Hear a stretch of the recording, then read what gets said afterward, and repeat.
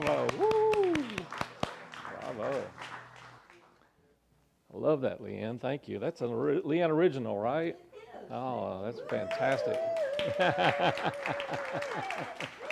Nicely done. Nicely done. Well, life is always an adventure, I'll tell you. It is an amazing opportunity. It's an amazing journey, and it really is one of the greatest things for me is to really pay attention to the messages that I get during the week. And I've been getting some wonderful messages about heart and the importance of being in the heart, and if I'm not in the heart, learning how to return to my heart. And so we're going to talk a little bit about that today. The title of my lesson is Spiritual Tips, Tools, and Tech and Hacks. And I kind of got this title in my meditation a couple of weeks ago because there have been things that have happened for me in my life that have been significant and have made a really powerful difference. And they're not necessarily just sitting on a mountaintop or in a cave somewhere meditating, although that's a powerful way of working and it's a powerful journey. But I was thinking about the heart, and I kept coming back to different awarenesses in Scripture about the heart. In John chapter 14, verse 1, it says, "Do not let your heart be troubled. Trust in God. Trust also in me." And then in Matthew chapter 22, 37, it says, Jesus replied, "Love the Lord your God with all your heart, with all your soul, and with all your mind." And then again in John 14:27, "Peace I leave with you, my peace I give to you. I do not give to you as the world gives. Do not let your heart be troubled, and do not be afraid." Do not let your heart be troubled. Anybody ever had a troubled heart? I think you don't go through this life experience without having an experience of a troubled heart. Perhaps it feels like the heart is broken. Perhaps you feel like your heart is struggling. Perhaps you're having struggles just knowing anything about the heart, because we have a way of escaping the heart by running up into our heads. And maybe you are going through life with this intellectual approach of reason, rationale, and there's a value in reason and rationale, but it is sometimes the very thing that keeps us from experiencing the fullness of who and what we are. Because you cannot experience the fullness of who and what you are simply working with the brain. Now, the brain's an amazing, amazing thing. The brain is actually one of the most powerful organs in our physical system. But the brain is actually a receptor. It is a receiving mechanism. And the purpose of the brain really is to accept the frequencies that the universe is trying to give to us, but the antenna of all of the amazing beauty of the universe is the heart. And the heart, interestingly enough, I came across some years ago, I was going through what often has been described a dark night of the soul. And it was definitely a dark night in my soul. I was in a very, very low place. I was in a very depressed place. I was in a place where I just didn't know what to do or how to do it or where to go, and really didn't want to do anything anyway. And I was just pretty much at that place where I knew that I had to move out of that kind of space and that kind of energy, or I wouldn't be in the physical form much longer. And this was many years back.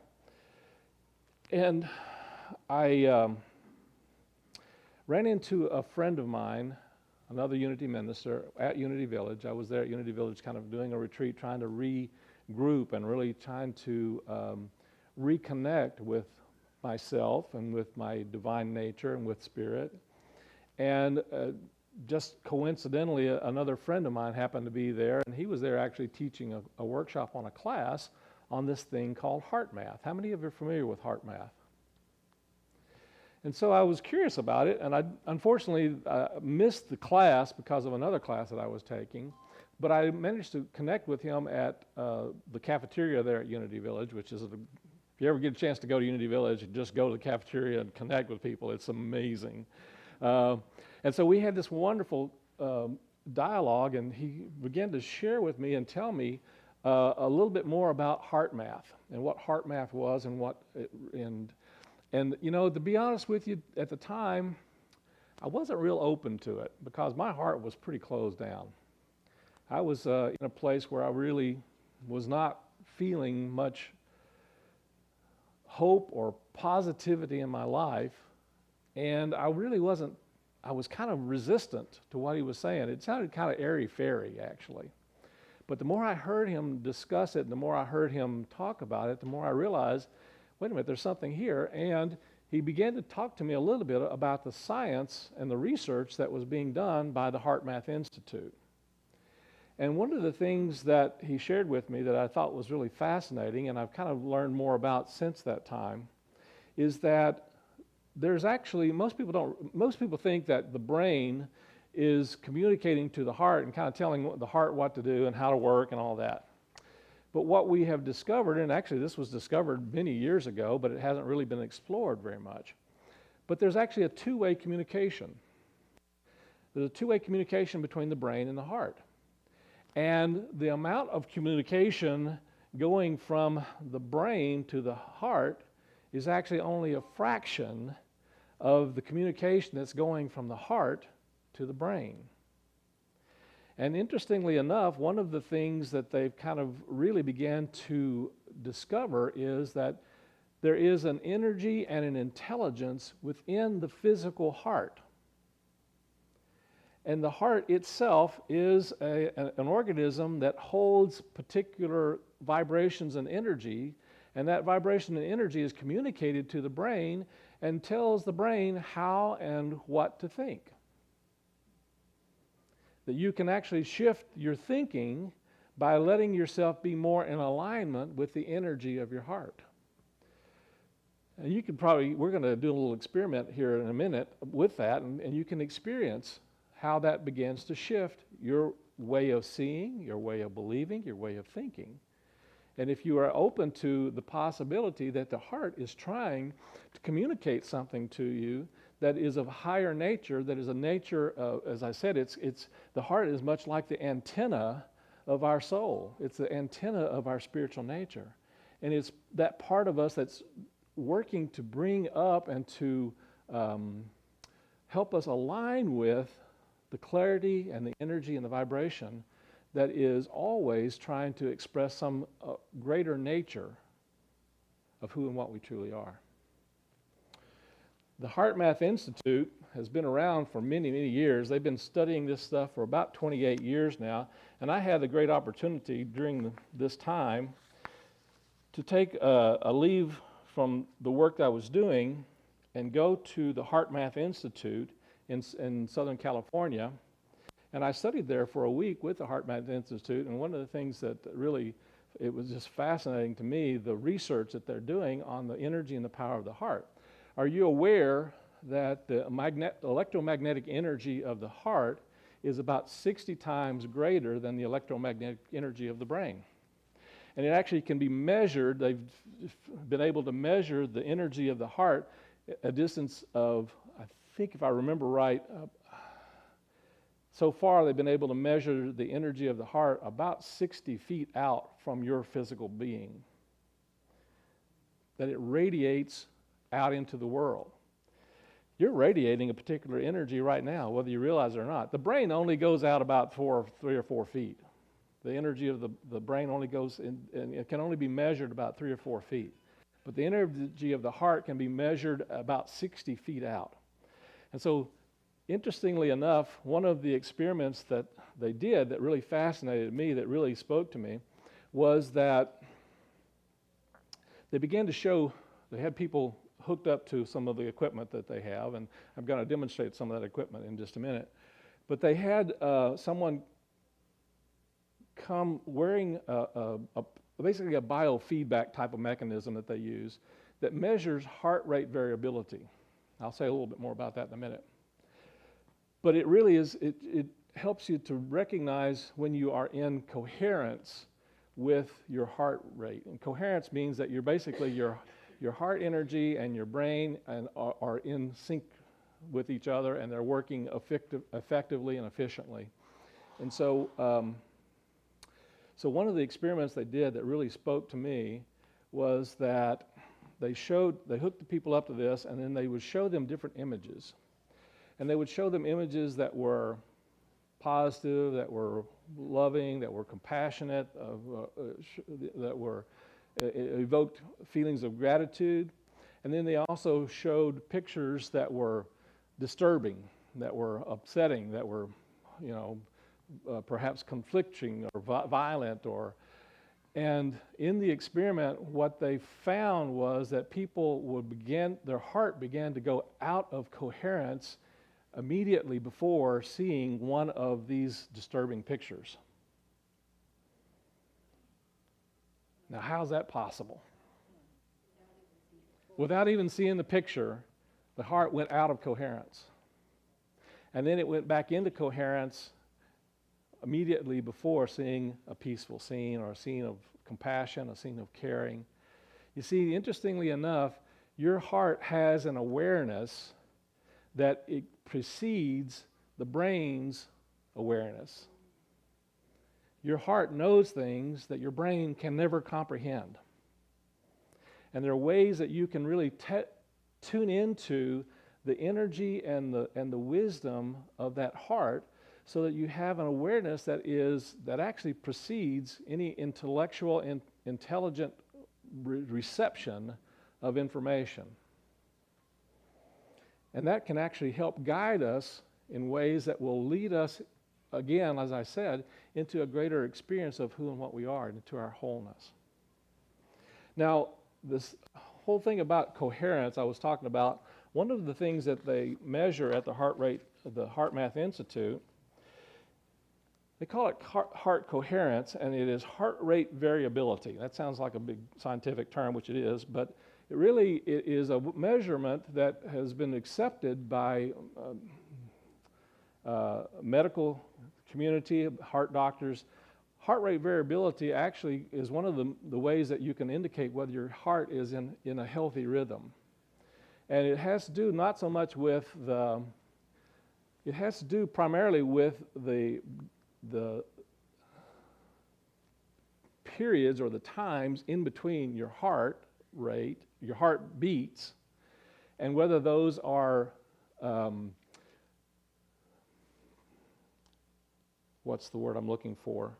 Whether those are in a pattern that is consistent or whether it is in an erratic pattern.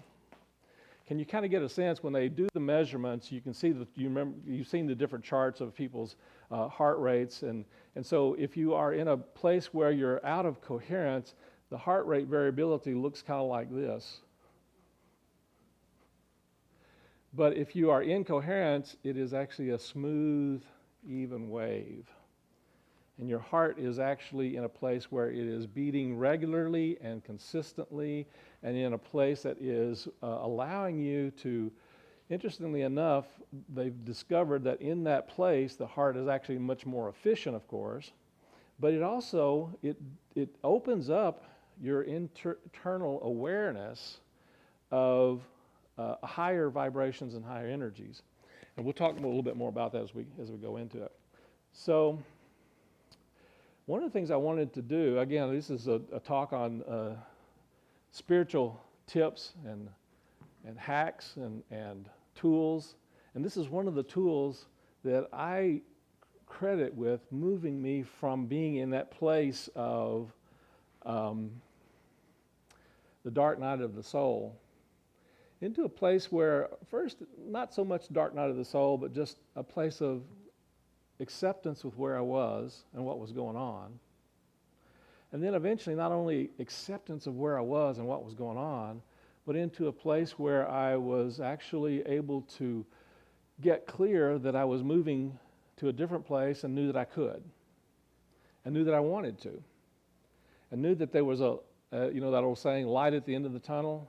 I was beginning to see that there was a little bit more light for me in my life. And I began to take steps moving in that direction. And of course, as I began to use this technique, it allowed me the clarity to actually get some insight and awareness about the direction I wanted and needed to take in life. And so I began to follow more my own inner guidance, follow the wisdom of the heart, and follow that rather than trying to figure out all of the challenges and difficulties and problems that I saw in front of me.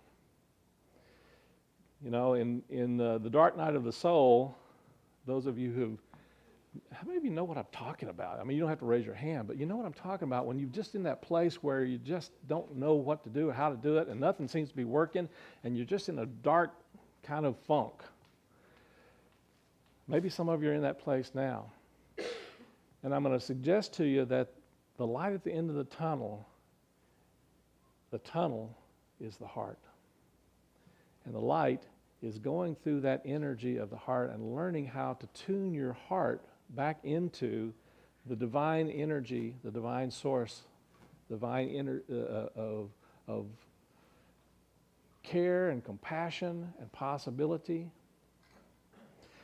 And from that place, I began to actually move out of that dark night of the soul and found that it was absolutely one of the most powerful transformations for me, because I began to not only see life differently, but began to act differently, I began to feel differently, and I began to move not back into where I was before, but into a whole new place in my living, and a whole new awareness of myself and my purpose and my ability to make a difference in the world.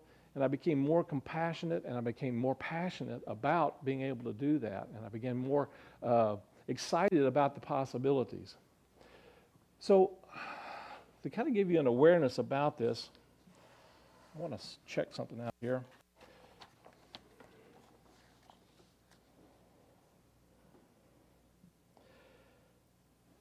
Another verse that really spoke to me, as I unlock my phone here. Another verse that really spoke to me is this. It's from Proverbs 4:23. It says, "Above all else, guard your heart, for it is the wellspring of life."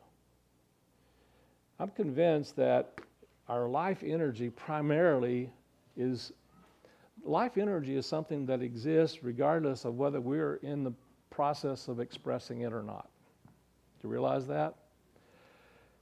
Life exists as an eternal energy. And you and I have the ability to allow that life energy to come into us and through us. And it's coming through that divine source of all life. And life, it's one of the characteristics and qualities of the divine, life itself.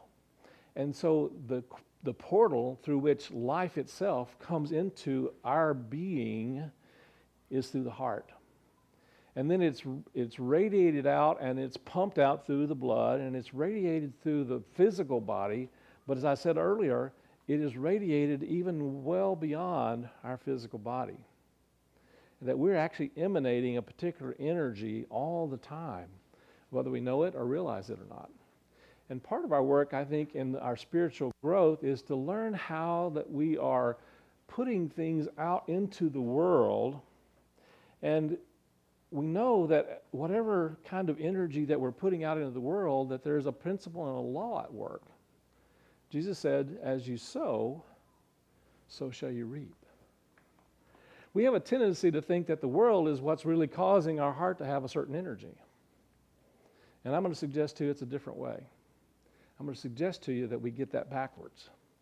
That the things that go on out here in the world are not determining what goes on either in our heart or in our brain. Now, don't get me wrong, we can and will react to certain experiences, but we actually have a choice of how we're going to respond to life circumstances and experiences. And working with the energy of the heart is one of the ways it transforms the energy that we radiate out into our world, and then it affects, of course, the law of attraction. You guys have heard me talk about this law of attraction. How many of you know about the law of attraction? What you put out, you get back. What you sow, you reap. And so our work in sowing is not just in terms of actions, but it actually has to do with the energy that we're vibrating that we're putting out into this world. And the energy we put out into the world is going to be reflected back to us, and it's going to come back in ways maybe that we didn't necessarily put it out originally, but it's going to come back to us somehow, somewhere, because that's the way the universe works. It is a sowing and reaping universe. And so we're going to reap based upon the energy and the vibration that we put out into the world. Well, you can say, well, wait a minute, somebody else is doing something differently, and they're not putting out that energy, and it's, you know, I got people in my life that are not putting out good energy. How could that be? Well, you're either putting out energy in order to receive that same energy back, or you're putting out energy to learn how to put out the kind of energy that you want. And so you are either getting a blessing based upon your energy, or you're getting a lesson based upon your energy. Does that make sense? The universe is basically giving you an opportunity to find out what's the energy that you regularly and consistently emanate into the world. And if you're regularly and consistently emanating in the world energy that is uplifting, that is life-enhancing, then you're going to continue to have further experiences that are uplifting and life-enhancing, or you're going to find opportunities to find where you're not experiencing that, where you're not radiating that. Does that make sense? It's going to give you an opportunity to find out what you are putting out in the world.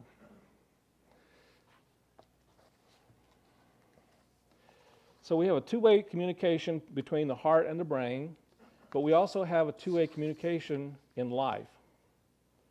And the heart changing rhythm is one of the ways that the Heart Math Institute has been able to determine what kind of energy that you are involved in. There are patterns, and those patterns are very much associated with the emotions that we have a tendency to hold in our heart and in our mind. So I'm going to show you a little technique, but first of all, what I'd like to do is I'd like to ask for a volunteer. I'd like to ask for a volunteer of someone who has never experienced heart math before. Would you come? Great. So we've got a little technology here. This is called the EM Wave 2, and it is a kind of a biometric measuring tool, and it really helps us to understand and give us feedback on where we are in terms of our heart awareness and our heart energy. And so, if you'll go ahead and have a seat, do you mind? And you've got earrings on, but I think this will still work. And if you'll clip that on the lobe of one of your ears, doesn't matter which one. Okay. And I'm going to turn it on.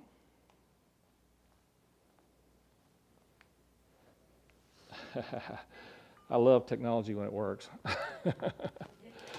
Oops, here we go.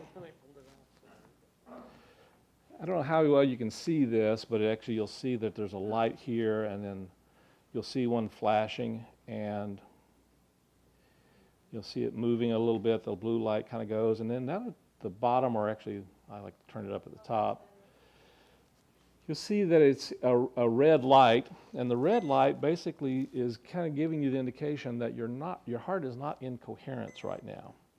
But it's moving into blue. You notice it's moving into blue? That means that you're kind of into a medium heart rate variance coherence. And you hear that ding? It's turning to green. That means that our heart is now moving into heart coherence. Can you notice any difference in feeling as you begin to? Well, I tried to breathe better, Yeah, perfect. Now. So you brought about one of the keys to moving into heart coherence, the breath. One of the most important and valuable things to be able to move into heart coherence is your breathing. And so I'm going to invite you to move into our meditation time, and this is how I'm going to ask you to do your meditation. I'm going to ask you to breathe. Just breathe in and out, and as you breathe in, I want you to count to 6. 1, 2, 3, 4, 5, 6, and count out to 6. 1, 2, 3, 4, 5, 6. So breathing in, 1, 2, 3, 4, 5, 6. Breathing out, 1, 2, 3, 4, 5, 6. And they have found that, sorry, I'm walking away from her. They have found that the 6 count is one of the ways that helps you to move into coherence more effectively. And as you're doing that, counting in 6 and counting out 6, take a second and close your eyes, and then imagine that you're now breathing through your physical heart, or through the area of your physical heart.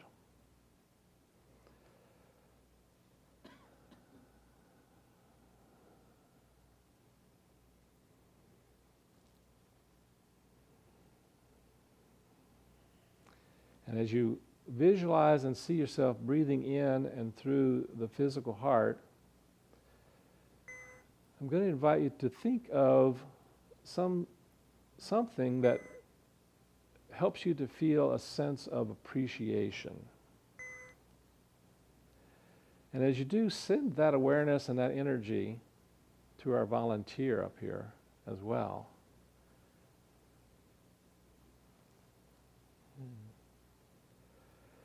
And in your heart and mind, imagine and see that energy of appreciation, or it could be a sense of care or compassion.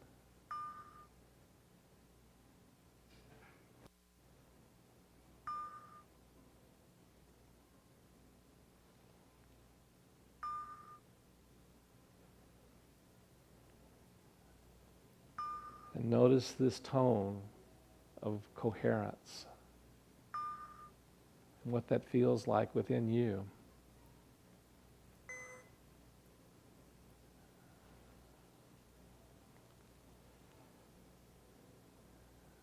Breathing in, feeling the appreciation.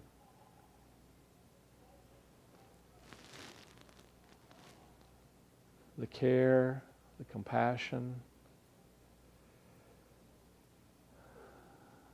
Breathing in and through the physical heart.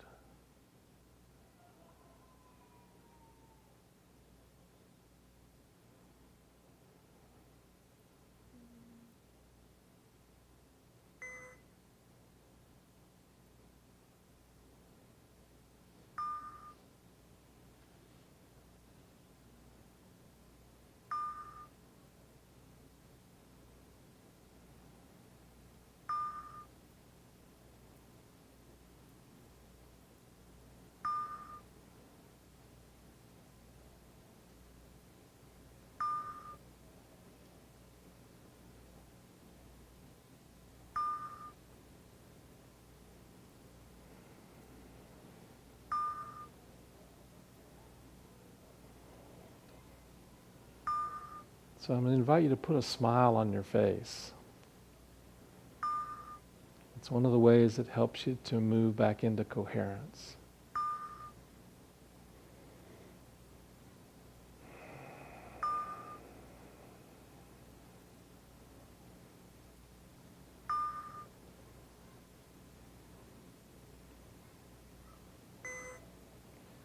And take a nice deep breath.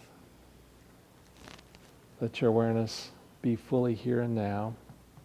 And see if you can open your eyes and then move back into that feeling of appreciation in your heart. See if you can imagine and see that experience of care and compassion with your eyes open. And begin to look around the room and just see if you can feel that energy of care and appreciation.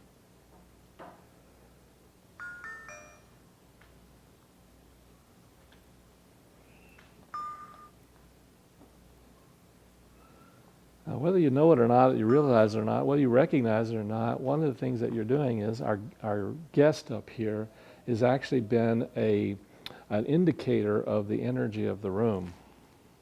She's got her own energy, of course, and we all have that, but you help to make her feel that coherence by you moving into coherence, and vice versa. She's helping you as well. And so one of the things that Leanne said in her song is 1 + 1 ultimately equals 1.